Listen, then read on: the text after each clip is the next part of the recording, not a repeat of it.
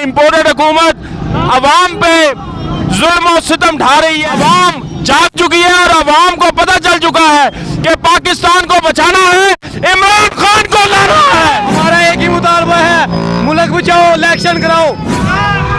Sir बड़े पुरजोश नजर आ रहे हैं, क्या तासुरात है? जी बिस्मिल्लाहिर्रहमानिर्रहीम, हिया करा बुदू वाया का नस्ताइन। ए अल्लाह तेरी बातें करते हैं, तुमसे मदद मांगते हैं। मैं ये कहना कहता हूँ कि ये जो सी हुकूमत सरकार आई है ना, ये नवाशी बढ़ के शबाजी बढ़ के, इन्होंने आते ही इन्होंने बम गए गरीब अवाम के ऊपर। इमरान खान साहब, इंशाअल्लाह ताला आपकी जब की गवर्नमेंट आएगी और इंशाअल्लाह ताला आपकी जब की गवर्नमेंट आएगी तो आप इंशाअल्लाह ताला हम आपको छोड़ेंगे नहीं और ना आपकी पार्टी को छोड़ेंगे ना आपको छोड़ेंगे।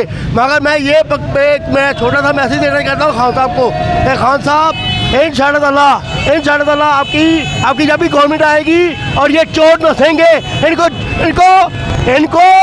इनको भागने की हम मोहलत नहीं देंगे। ये जितना मर्जी भाग ले, मगर ये मुंह छुपाएगा शहबाज शरीफ, ये मुंह छुपाएगी मरियम नवाज, ये मुंह छुपाएगा नवाज। महंगाई बहुत ज्यादा हो चुकी है, बल्कि ये आगे भी प्लान कर चुके हैं, आगे भी बिजली और पेट्रोल का बम गिराने के लिए तैयार बैठे हैं। ये इम्पोर्टेड हुकूमत अवाम पे जुल्म और सितम ढा रही है और इंशाअल्लाह अब अवाम जाग चुकी है और अवाम को पता चल चुका है कि पाकिस्तान को बचाना है, इमरान खान को लाना है।